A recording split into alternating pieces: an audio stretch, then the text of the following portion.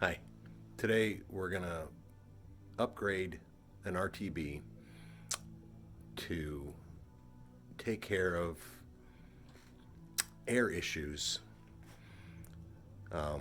After a while, these things start to develop air leaks in the lines. Some of them are rarely more than just a small leak, but what will happen is it'll cause the compressor to run more often than it should, causing wear on the compressor. They've upgraded the software, and with the newest update from Y2K, there is now separate control for the compressor built into the control. So what I have here is my compressor. This is a new one I just purchased online. Ultra quiet. It seems to do the job pretty good. So what I've done is I've assigned it, I've wired it into the L8 output in the controller here.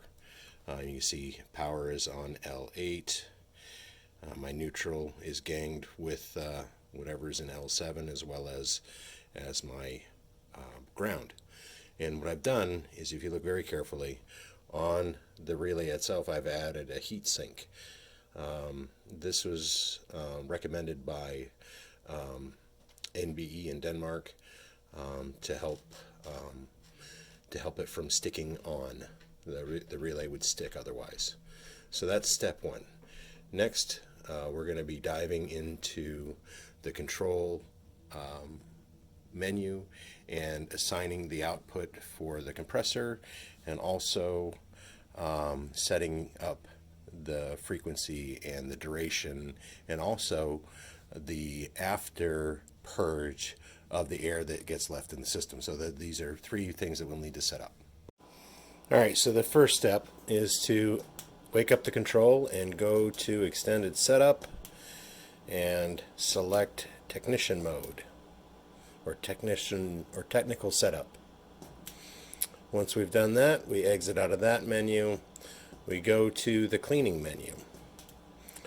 Alright, so over here where it says compressor cleaning, we enable that. So cleaning periods, timer periods. So cleaning after 40 pounds. You want to make sure that that's set to 40, 60, 80. I'm going with 40 because I want to just kind of make sure it's cleaner. It'll run more often, but it'll be cleaner inside. So let's so valve cleaning period 6 seconds, and this is the time that the air shutter will open. So if you do it for 6 seconds, the air shutter will open, or air solenoid will open for 0.2 seconds for 6 seconds in duration. So it'll probably go psh, psh, psh, something like that. And it stops pellets for 180 seconds. Fan speeds at 50%. And now here's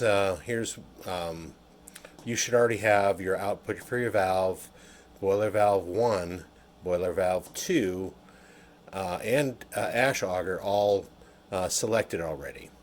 Alright, and so output valve is usually L5 or 6, and then boiler valve 1, which is the one side of the heat exchanger, that's at L9, and then the other side is at L10. The ash auger, that's usually at L7, but it may be different on yours.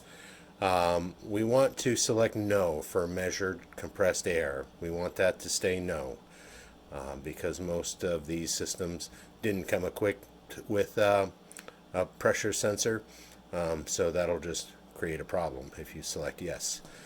And finally, the output for the compressor, and we've set that up at L8, as you saw in the previously.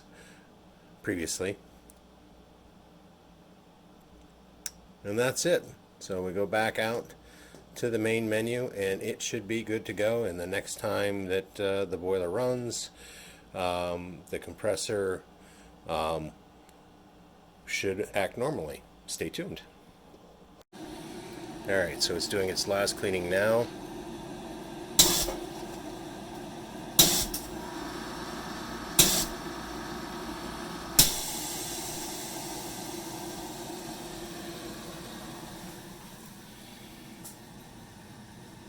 And there we are.